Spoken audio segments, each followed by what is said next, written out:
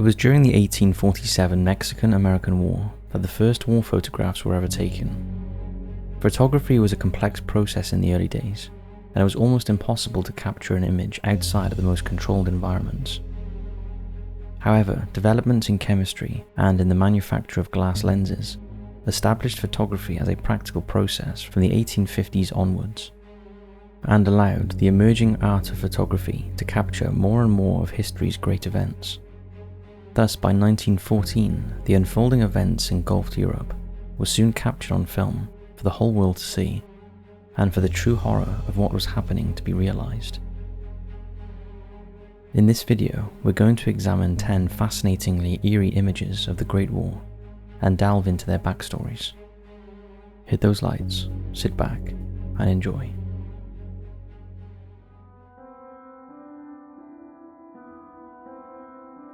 War, the Great Purifier. With the benefit of historical study, it seems unthinkable that news of the outbreak of the war in the summer of 1914 could be met with anything but fear and apprehension. Yet the opposite was quite true for much of the populations of the major combatants. News of the outbreak of war was actually met with widespread celebration, as the long-promised clash of the great nations had finally come, and the winner would emerge as the undisputed great power of the world. For the relatively young German, it was a chance to finally rise up and displace the old powers of Britain, France, and Russia, and achieve their destiny as the dominant power in the 20th century. The people confident in German superiority on the battlefield.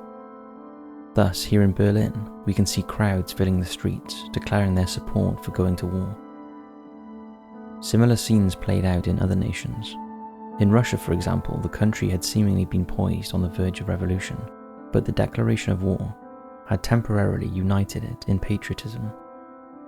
Psychology was still in its infancy at the time, but German psychologists were particularly fascinated by the way countries, especially their own population, greeted the war. They coined the term mobilization psychosis to describe the euphoric atmosphere that engulfed the youth especially, and even saw it addressing many mental health issues they had previously diagnosed, afflicting people in peacetime. Psychiatrist Otto Binswanger recounted how in the year leading up to the outbreak of the war, he had treated a whole series of weak-nerved youths who amounted to nothing more than whiners. Then came the war, and in his words, the illnesses fell away in an instant. The Great Purifier, war has done its work. Returning to the picture, a notable figure has been seen spotted in the crowd since it was taken, a young, jubilant Austrian named Adolf Hitler.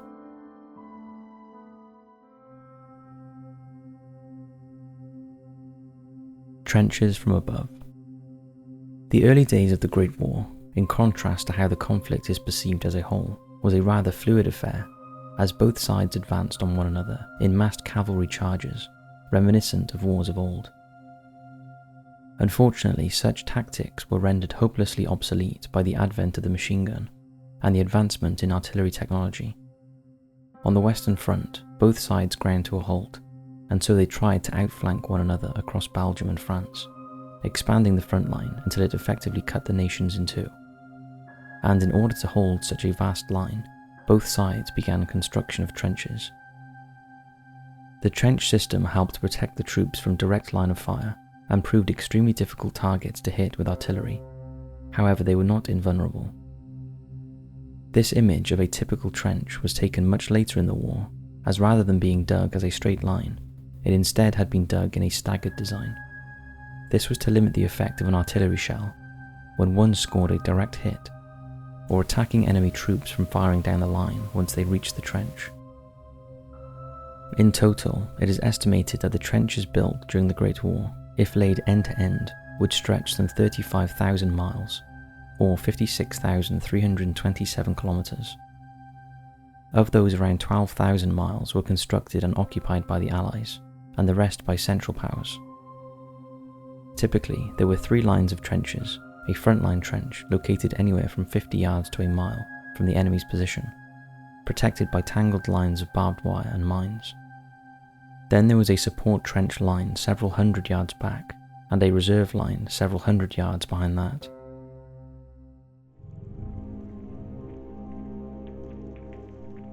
The Eyes of Madness. A soldier displays the horrifying effects of what became known as shell shock, as he sits in a trench during the Battle of Flers-Courcelette during the Somme offensive in September 1916. If the eyes are the windows to the soul, then this man's soul has been broken, for his expressed the madness of the war. All that he knew from before is gone, and what is left is an empty husk of a man trying desperately to simply exist. All other notions of being a functioning human being now totally out of reach. As the swift victory initially predicted on all sides in the summer of 1914 turned into the stalemate of trench warfare, it rapidly became apparent that this new modern industrialized form of warfare broke minds as well as bodies. Within months, the hospital wards of combat nations were filled with soldiers who, although physically uninjured, were blind, deaf, dumb, or mute, paralyzed, plagued by tics, or suffering from uncontrollable tremors. Some even had limbs contorted into horrific positions by violent seizures or bent at an acute angle, a condition known as camptochromia. The term shell shock was coined by the troops themselves to label those amongst their ranks who could no longer function as the result of their experiences. What would later be known as post-traumatic stress disorder, or PTSD. While shell shock became used as a blanket term for these men, their individual symptoms often reflected their own experiences, meaning there was no one fix for their conditions. General symptoms often ranged from uncontrollable diarrhea to unrelenting anxiety. However, it was found some soldiers who had bayoneted enemy troops in the face often developed hysterical tics of their own facial muscles, like they were mimicking the injuries they had inflicted. Similarly, stomach cramps often seized men who knifed their foes in the abdomen, while snipers sometimes found they lost their sight, the key to their success. Sleep brought no respite. Terrifying nightmares of being unable to withdraw bayonets from their enemies' bodies persisted long after the slaughter had finished. As if this suffering was not enough, sometimes the dreams would appear while awake. One British Army captain complained of constantly seeing the face of a dead German he had killed in battle appearing on the faces of his men. The British Army alone had 80,000 confirmed cases of shell shock, but these exclude the troops who were often shot for cowardice in the heat of battle after retreating into their own mines. While being diagnosed with shell shock still carried the stigma of cowardice amongst those fortunate enough not to have suffered from it, armies were forced to confront the very real condition and the impact it was having on troop numbers. Treatment was therefore essential to get as many troops back into the field as possible, but success, given the limited knowledge of psychological conditions at the time, was low, with as many as 4 out of 5 British troops diagnosed with shell shock not being able to return to duty. Massage, special diets, taking therapy, electroshock therapy, and even hypnosis were all invoked to try and cure troops of shell shock. Again, however, the feeling that a large part of the condition was to do with courage meant that much of the effort was channeled into essentially shaming these men to their senses, attacking their masculinity, since the so-called real men were still at the front and not breaking. As the medical superintendent at one military hospital in York put it, although the medical officer must show sympathy, the patient must be induced to face his illness in a manly way. For many of those unable to be treated by the medical community of the day, returning to their communities, which still had many of their sons at the front, without any physical injury to explain their discharge, brought with it further feelings of isolation and shame. Today, with our greater knowledge of how the human mind works, and a wider acceptance of mental health being as important as physical health, more is done by armed forces across the world to protect its troops during their service and after. However, PTSD continues to ruin lives of former service personnel. In the British Army, for example, as many as 17% of veterans of the conflict in Afghanistan are receiving long-term treatment for a range of psychological symptoms, something the unfortunate man in this photo would never have been afforded.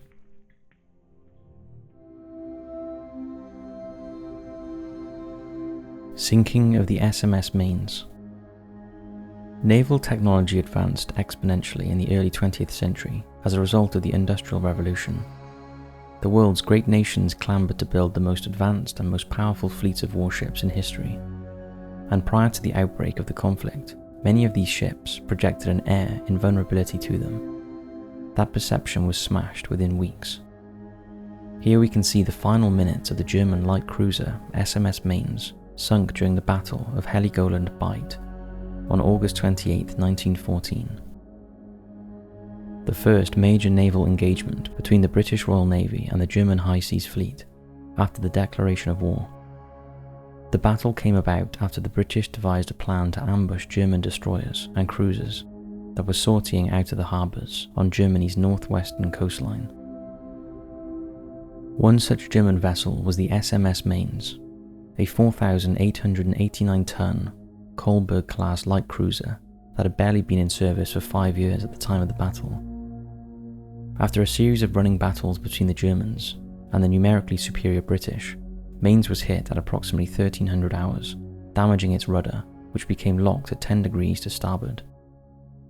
In order to regain control, the crew shut down the port engine, but the British were already closing for the kill. The final death knell sounded when a torpedo from the British destroyer HMS Lydiard struck the cruiser on the port side, prompting the captain to give the order to abandon ship. 348 of the ship's company managed to escape the sinking cruiser and were taken prisoner by the British, but 89, including the captain, were killed. In the course of the battle, the British sank 2 more German cruisers, the Ariadne and the Köln, with minimal losses to themselves. Over the coming years, the surface battles between British and German naval forces were typified by numerically superior British forces engaging smaller numbers of more advanced German ships. Ultimately, the British numerical superiority won the day, particularly in the pivotal Battle of Jutland. However, the advent of the submarine changed naval warfare forever, and no ship, no matter how large or powerful, was immune to the unseen threat from below.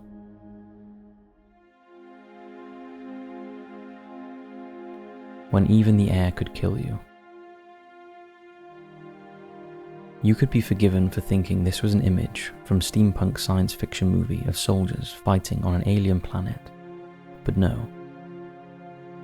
It was as if there wasn't enough death from the combination of bullets and shells out of the trenches and the diseases that ran rampant in them, but even the air at times was deadly, as poison gas became utilised as a weapon, prompting the development of protective gas masks to allow soldiers to continue to breathe safely. Here, American troops demonstrate the more advanced, later style of masks, but early in the war, many soldiers had little more than handkerchiefs fastened to their faces to offer them protection from a gas attack. The Germans first unleashed gas as a weapon on April 22, 1915, ahead of their renowned offensive against the Ypres salient. British troops were left perplexed by the advancing strange clouds, unaware of the danger that they carried with them. British officer Martin Greener gave a first-hand account of the horror. And then the next thing we heard was this sizzling. You could hear this damn stuff coming on. And then saw this awful cloud coming over, a great yellow, greenish yellow cloud. It wasn't very high, about, I would say, it wasn't more than 20 feet up. Nobody knew what to think, but immediately it got there, we knew what to think. We knew what it was. Well then, of course, you immediately began to choke. Then word came, whatever you do, don't go down. You see, if you got to the bottom of the trench, you got the full blast of it, because it was heavy stuff, it went down. Gas accounted for some 90,000 fatalities during the Great War, but many times that number were left with injuries and ongoing medical conditions as a result of their exposure to gas-based weapons. However, as this picture demonstrates, while an effective weapon, unlike more conventional types, gas could be countered with the proper equipment and training, limiting its effectiveness.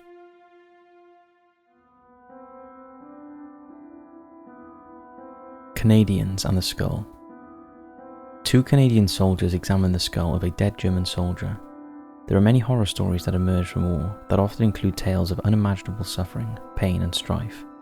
But an often overlooked part of that story is the psychological change that goes through otherwise ordinary people as they are thrust into extraordinary circumstances.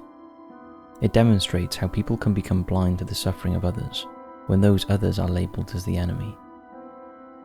The environment of war breaks down the moral social constructs of morality and allow people to do unspeakable things, often without the notion of there being a consequence. Even the so-called rules of war are often ignored once battle has begun. While the technology and practices of war have changed beyond recognition since 1914, war itself still boiled down to two sides trying to kill each other, and even the psychologists of the day were aware of this change in mentality. As the president of the British Psychoanalytic Association, Ernest Jones, explained in a paper, war constituted an official abrogation of civilized standards, in which men were not only allowed but encouraged to indulge in behavior of a kind that is throughout abhorrent to the civilized mind. All sorts of previously forbidden and hidden impulses, cruel, sadistic, murderous, and so on, are stirred to greater activity.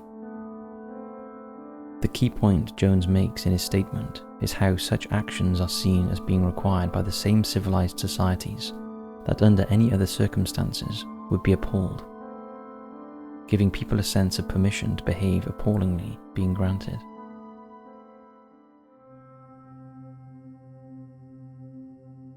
Before and after facial prosthesis. The weapons and technology utilized in the Great War inflicted astonishing pain and misery upon those who answered their nation's call to arms. In previous conflicts, most battle injuries were caused by small arms fire, bayonet, or even sword cuts. However, the advent of heavy artillery, machine guns, and poison gas created injuries of a severity and scale unseen before, and in particular, the circumstances of trench warfare, with troops being shot or injured whilst peering over parapets, caused a dramatic rise in the number of facial injuries sustained by soldiers.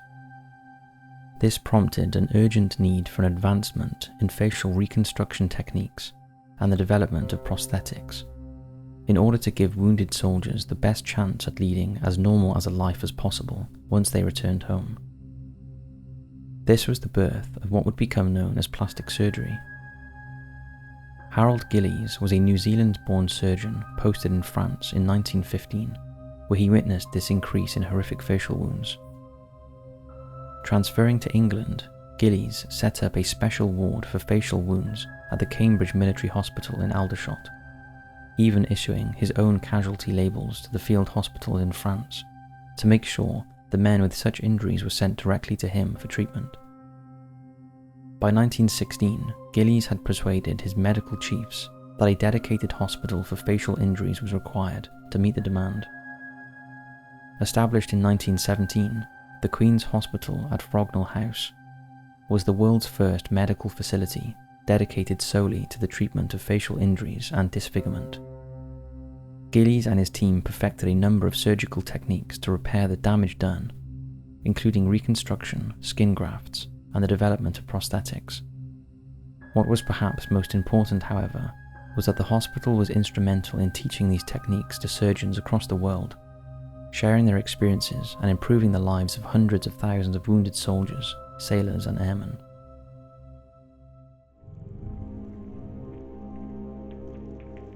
Dead horse ambulance. A German horse-drawn ambulance lies smashed next to the poor animal that had once pulled it before an artillery shell landed near enough to bring its life to an end. The image stands as a testament to the power and indiscriminate nature of artillery in World War I, as in its punishment of the land, it has killed an innocent creature unaware of the grand events in which it participated in its final hours, and the medical nature of the wagon it was pulling. Traditionally, military honour dictating that anything medical in nature be left untouched. As much as the Great War is perceived as a trench war, a case could be made for declaring it an artillery war. Cannons and other heavy guns were by no means a new weapon system upon the outbreak of the war, but by 1914, artillery had evolved into a science. Never before had artillery become so prominent on the battlefield, with up to 1 million shells often being fired in the days leading up to a major offensive. Artillery barrages were often so punishing that during the drier periods of summer, A green pasture could be battered and incinerated to such an extent that it would resemble the surface of the moon, with craters and white ash. Like most weapons, there were different types of artillery designed to carry out specific roles. Guns with a long barrel were often shot almost directly at their target, while howitzers had a shorter barrel and fired their projectiles upwards in a curved trajectory over a set distance. Mortars had a short barrel, a higher curved trajectory, and were mainly placed inside trenches to give the troops their own harder punch against fortified positions and later armoured vehicles. To the Russian army, artillery has always been the god of war, while to the Western armies it has been known as both king and queen of the battlefield. However, the artillery of the day and the principles in which it was operated could often prove as deadly to the firing side as it did to their enemy. While both wireless and telephone communication was available, often it was withheld from artillery teams in case the enemy overran their position. As such, most artillery barrages in support of troops advancing across no man's land were made to a strict timetable. That was fine if the troops they were supporting were able to keep to the same timetable. However, in battle, that seldom happened, and as such, it was not uncommon for artillery barrages to run away from the advancing troops, who may have been advancing slower than planned or worse if they moved ahead of schedule. In those instances, they often found themselves taking fire from their own guns. Such was the confidence in artillery that many generals believed that they could pulverize the enemy into oblivion, to such an extent that when their troops left the trenches, they would simply walk to the enemy line and capture it with them, barely firing a shot.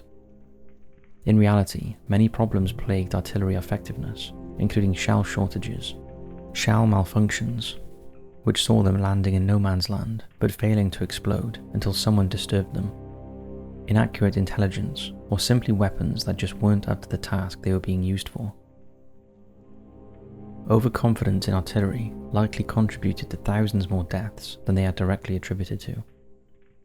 Such was the need for greater artillery support that the war saw a massive increase in gun size to increase their destructive power. The largest bore or diameter of an artillery piece from this period was the French 520mm, but probably the most famous super heavy gun of the war was undoubtedly Big Bertha, a German 420mm howitzer, named for a family member of the owners of the Krupp arms manufacturer. Germany also developed some of the longest ranged guns of the war. The Paris guns, as the name suggests, were intended to bombard the French capital and could fire a shell into the city from a range of in excess of 130 kilometers or 81 miles.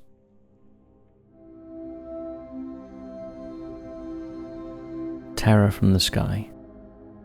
A cigar-like shape hangs ominously in the night sky as searchlights reach up from the ground like luminescent fingers feeling for the intruder, as it cruises eerily across the English landscape in 1916, waiting to unleash its bomb load. War was a familiar notion to the people of the British Isles. Britain had the largest empire on earth during World War I, and such empires are not built without conflict, yet for the previous century, the British people felt safe in the knowledge that being an island and protected by the most powerful navy in the world, no matter what events took place in Europe, they would always be spared the devastation on their land. That illusion was completely shattered during the Great War. Not only had the German Navy proven it was a daring foe by launching raids on British coastal towns, but their submarines had shown just how vulnerable Britain's much vaunted fleet could be in the face of new weaponry. Then on January 19, 1915, a new terror emerged, only this time from the sky. Residents of Great Yarmouth and King's Line found their peace ruined by a mysterious droning sound and the appearance of the threatening shape of a great airship. There was little panic at first. Most residents actually came out of their homes to spy the mysterious object whose engines throbbed away overhead. But soon the ground rumbled with the sound of exploding bombs that had been released from their flying German visitor, before it slowly turned away and headed back to the continent, leaving behind 2 dead, including a 72-year-old woman. The raid had almost no practical value, but on a psychological level, it was an immense shock to the British, and the name Zeppelin became as notorious as the Kaiser's himself. The flying terror weapons were the creation of Count von Zeppelin, a retired German army officer. Like all aircraft of the type, it was lighter than air, being filled with hydrogen, held together by a steel framework and powered by small aero engines. Upon the outbreak of the war in 1914, the German armed forces had several Zeppelins, each capable of travelling about 85 miles per hour and carrying up to 2 tons of bombs. With military deadlock on the Western Front, the Germans decided to use them against towns and cities in Britain.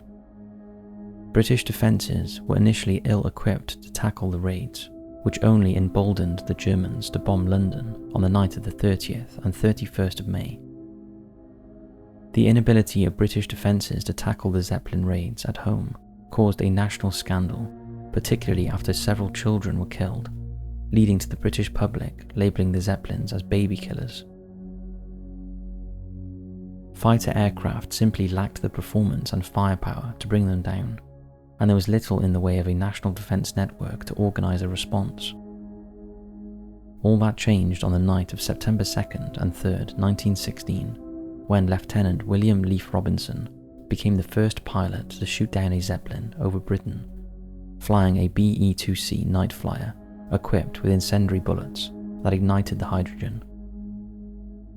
He was immediately acclaimed as a hero and awarded the Victoria Cross, Britain's highest award for valour, as well as receiving a bounty of £4,200, an absolute fortune at the time and testament to how hated the Zeppelins were. This marked the beginning of the end of the Zeppelin menace. Over the following 2 years, British defences became stronger and better prepared, to the point that by the end of the war, the Zeppelin raids were akin to suicide for the crews. However, German aircraft design had also advanced, and increasingly raids were carried out by bombers, such as the Gotha, giving cities like London a preview of what to expect over 20 years later during the Blitz in World War II.